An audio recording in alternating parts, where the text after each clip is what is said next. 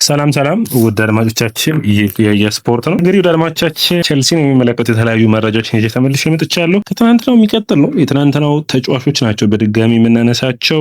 ዝውውሮቹ ምን ላይ ደረሱ፣ በየቀኑ እንግዲህ የተለያዩ መረጃዎችን ማናቀርብላችሁ ይሆናል። ታዲያ የስፖርት ላይክ፣ ሼር፣ ኮሜንት፣ ሰብስክራይብ ማድረጉን አትርሱ። የቻቫሪን ጉዳይ እንግዲህ ቼልሲ በአጠቃላይ ከዚህ ዝውውር ላይ የሚወጣ ይመስለኛል። ውድ አድማጮቻችን ዛሬም ትናንት በፊት ያነሳናቸውን መረጃዎችን በሚገባ የሚያበረታቱ መረጃዎችን ነው እያየው የሚገኘው። ያም የሚሉት ደግሞ ይህንን ተጫዋች በሚመለከት ቼልሲ የታሰበውን ያክል ገንዘብ ለመክፈል ምንም አይነት ፍላጎት እንደሌላቸው ነው። 42.4 ሚሊዮን ፓውንድ ለቻቨሪን 28 ዓመት ለሆነው ቼልሲዎች የሚከፍሉ የመሆን ዕድሉ ጠባብ እንደሆነ መረጃዎች ያሳያሉ። ወዳጆቻችን ታዲያ ቼልሲ ይህንን ተጫዋች የማይፈልግ ከሆነ በዝርዝሩ ላይ ሌሎች ተጫዋቾች አሉ። እነዛን ተጫዋቾች ወደ ማየት እንደሚያቀና አንዱ የሚጠበቅ ነው የሚሆነው በዚህ የዝውውር መስኮት። ወዳጆቻችን በቀጥታ ወደ ሌሎች የዝውውር መረጃዎቹ እናቅና። ቻቫሪንን ከጨረስን በዝውውር መስኮቱ ላይ እንግዲህ የተከላካይ መስመሩን በሚመለከት መማዱ ሳር በእንግሊዝ ፕሪሚየር ሊግ ቡድኖች በውሰት ለመልቀቅ ቼልሲ ፍላጎት እንዳለው በግልጽ ተናግረዋል። ማኑ ኮኔን በሚመለከት የጋስፔሪኒው አትላንታ እንግዲህ ጋስፔሪኒ በጣም ብዙ ድንቅ የሚባሉ ተጫዋቾችን ያወጡልን በቶታል ፉትቦል የሚያምኑ በአትላንታ ያንን ምርጥ ቡድን የዩሮፓ ሊግ አሸናፊ እንዲሆን የባየር ሊቨርኩሰኑን ዣቢ አሎንሶን ባየር ሊቨርኩሰን ያሸነፉ አሰልጣኝ ናቸው። ታዲያ በጋስፔሪኒ ስር ከሞንቼግላድባ ፈርሞ ጥሩ ብቃቱን ያሳየው ማኑ ኮኔ የዓለም ዋንጫውን ተከትሎ ቼልሲ የተጫዋቹ ፈላጊ አንዱ ሆኖ መጥቷል። ታዲያ እዚህ ጋር ምን ሀሳቦች ይነሳሉ የሚለው ነው።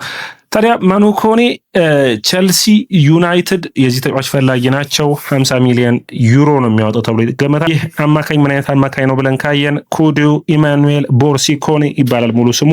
25 ዓመት ላይ ይገኛል። ከአይቮሪያን ቤተሰቦች የተወለደ ነው። ሜትር ከ85 ነው። ትክክለኛ የመሃል አማካኝ ከተከላካይ አማካኝነቱ ይልቅ የመሃል አማካኝ በማለት መጥራት የሚችል ነው። በጣም አስደናቂ ሆነ። በተለይ በዓለም ዋንጫ ደግሞ ስናየው ደርማዎቻችን በጣም አስገራሚ ብቃቱን አሳይቶናል። ፐርፎርማንስ ዋይዝም በጣም ጥሩ ነበር። በተለይ ደግሞ በኔ እይታ በጣም ጥሩ ጥምረት ይኖረዋል ወይም ደግሞ ፊት የሆነው ላቪያ ማለት ነው። እኔ ሲታየኝ ደርማዎቻችን ፐርፎርማንስ በጣም አስደናቂ ነው። ሜዳ ላይ የሚያሳየው ብቃት ደግሞ ጥሩ የሚባል ነው። ታዲያ ይህንን ተጫዋች በሚመለከት እንግዲህ ከቹዋሚኒ ጋር ጥሩ ብቃትን አሳይተዋል። በተለይ አንዳንዴ ካይሴዶ ኳሶችን ሲመሰረት የሚያዝበት አጋጣሚ አለ። ያንን በሚገባ በዚህ ተጫዋች በኩል ተሻሽሎ የምናይበት እድል አለ። እንግዲህ ጥሩ የሚባሉ ብቃቶች ውስጥ መካከል አንዱ ነው ማለት የሚቻል ይመስለኛል።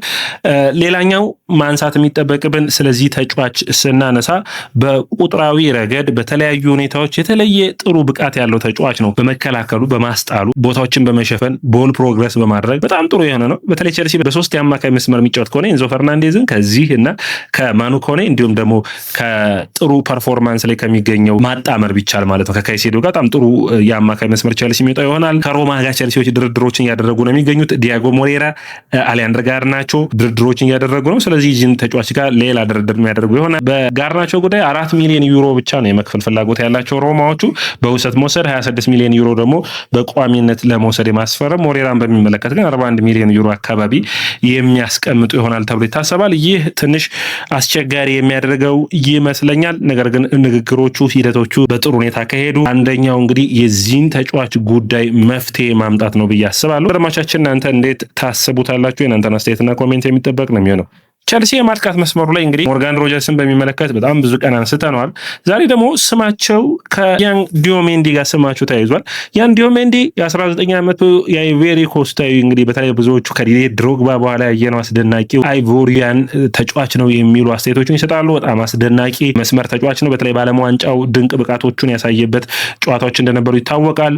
በታዳጊነቱ የቼልሲ ምልመላ አካል እንደነበር፣ ነገር ግን ምልመላ ውጤታማ እንዳልሆነና ተጫዋቹ ለቼልሲ ከመፈረም ይልቅ ወደ ሌሎች ቡድኖች ሄዶ የጨዋታ ጊዜን ማግኘት መምረጡ በጊዜው በጣም አስገራሚ የዝውውር መረጃዎች መካከል አንዱ እንደነበር የሚታወስ ነው። ታዲያ አሁን አርቢ ላይፕዚግ ተጫዋቹን ምን አይነት ውሳኔ ይወስንበታል የሚሉ ሀሳቦች ነበሩ። ታዲያ አሁን የሚያሳየው ቼልሲ እንደ ሊቨርፑል ሁሉ 100 ሚሊዮን ዩሮን በማቅረብ ይፈልጋል። ነገር ግን ተጫዋቹ ምርጫው ያደረገው ወደ ፒኤስጂ መሄድ ነበር። ለዛም ነው ሊቨርፑል ከዝውውሩ የወጡት።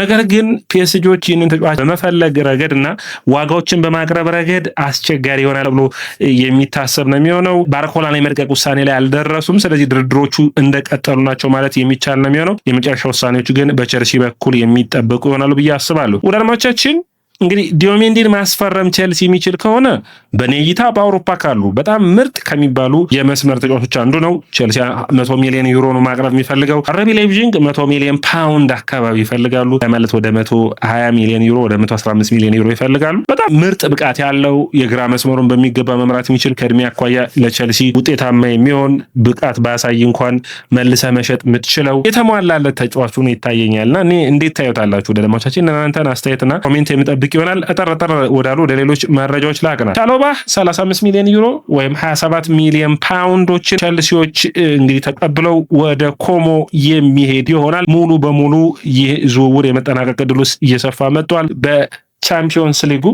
እንዲሁም ደግሞ ይህ ተጫዋች ማለት ነው በፋብሪጋስ ስር ምርጥ ብቃቱን ያሳያል ተብሎ ይጠበቃል። ላኳን በሚመለከት አርሰናል ፍላጎት አለ። ትናንትም እንደነገርኳችሁ ነው አርሰናል እዚህ ተጫዋች ላይ እያንዣበበ ይገኛል። ኤዝሪ ኮንሳና ላኳ ላይ ቸልሲ ፈጠን ያለ እንቅስቃሴዎች የሚጠበቅባቸው ይመስለኛል። ለምን ፈጠን ያለ የዝውውር እንቅስቃሴ ላይ በዚህ ተጫዋች በሚመለከት ለምን እንደማያደርጉ ትንሽ የሚያስቸግር ይመስለኛል። አሁን ቻቫሪን ዝውውር በቸልሲ ማትፈርዱ 28 ዓመት ለሞላው በሪያል ቫልካኖ ለሚጫወት ተጫዋች 40 ሚሊዮን ፓውንድ ቸልሲ የሚወጣ አይመስለኝም። ታዳጊ ቢሆን እንኳን ብቃቱን ማሳደግ ወደ ሌላ ፐርፎርማንስ ማሳደግ የሚቻልበት ነው። የፕሪሚየር ሊግ ልምድ ገና ብዙ ሪስክ ያለው ዝውውር ስለሆነ 25 ሚሊዮን ፓውንድ ብቻ በቂ ነበር። ወደዚህ አይነት ዝውውር ከገቡ በኋላ ግን አስቸጋሪ የሚሆን ይመስለኛል። ወደ አድማቻችን ሌላኛው መረጃ የሚሆነው ሊያም ሮዝነሪ ቸልሲን ከለቀቁ በኋላ ለመጀመሪያ ጊዜ ጋዜጣዊ መግለጫን ሰጥተዋል። በጣም የሚገርም ነው። ፓሪስ ኤፍሲ አሰልጣኝ ሆነዋል። ታዲያ በአመቱ አጋማሽ ነው የመጣሁት፣ ብዙ ትምህርት ወስጄበታለሁ የሚል አስተያየታቸውን ሰጥተዋል። በቸልሲ ቤት አሰልጣኝነታቸው የተሻለ ለማድረግ እንደሚጠበቅብኝ ይታወቀኛል። ለአንዳንድ ስህተቶችን እንደሰራውም ይሰማኛል። ነገር ግን ለቸልሲ የተሻለውን ሁሉ እመኛለሁ። ቸልሲን በሚገባ እከታተላለሁ። ጥሩ አሰልጣኝ አግኝተዋል፣ ውጤታማ ይሆናሉ ብዬ አስባለሁ የሚል አስተያየታቸውን ሰጥተዋል። ጥሩ ሀቀኛ የሆነ አስተያየት ነው ብዬ አምናለሁ። ጥሩ የሚባል ነው። ነገር ግን እንግዲህ ሊየም በጣም የሚያሳዝን ነው። በኔታ ኤንዞ ማሬስካ ናቸው በዚህ አሰልጣኝ ላይ ራሱ ሌላ አደጋ ነው የዳረጉበት ወይም ሌላ አደጋ ያዘጋጁት። ምክንያቱም ሊየም በተረጋጋ ሁኔታ ስትራስቡርግን እያሰለጠነ የውድድር ዓመቱ የሚጨርስ ኑሮ ውጤታማነቱ የሚቀጥል ይሆናል ብዬ አስብ ነበር። እንግዲህ ከሊየም መልቀቅ በኋላ ራሱ አሁን በቅርቡ ነው አዲስ አሰልጣኝን መቅጠር የቻሉት ብዬ አስባለሁ። በአጠቃላይ ግን በእግር ኳስ እንግዲህ አዳዲስ ነገሮችን ሁሌም እንደምንሰማ የሚታወቅ ነው። የቫለንቲን ባርኮን ጉዳይ በሚመለከት እስካሁን ድረስ ምንም አይነት እንግዲህ አዲስ አስተያየቶችን አልወጡም። ነገር ግን ዩኤፋ ዛሬ ያዩት ባለው ሁኔታ የተጫዋቹ ዋጋ በሚመለከት ውስጥ ለውስጥ ማጣራትን ጀምሯል። ምክንያቱም ቸልሲ በቀላሉ ይህንን ተጫዋች ሊያገኘው ነው ወይ የሚል ሳቢዎች በዩኤፋ ዘንድ አድሮበታል ማለት የሚቻል ነው የሚሆነው። ይህንን ሁኔታ በሚገባ ማጤን ላይ ይገኛሉ። ይህንን በሚመለከት ነው ቸልሲዎችም እንቅስቃሴን ለማድረግ ትንሽ ያስቸገረባቸው። ወደ አድማቻችን እንግዲህ ያያ ስፖርትን ላይክ፣ ሼር፣ ኮሜንት ሰብስክራይብ ማድረጋችሁን አትርሱ። የእናንተ ላይክ፣ ሼር፣ ኮሜንት ሰብስክራይብ ብዙዎቹ ጋር እንድንደርስ የሚያግዘን ነው የሚሆነው።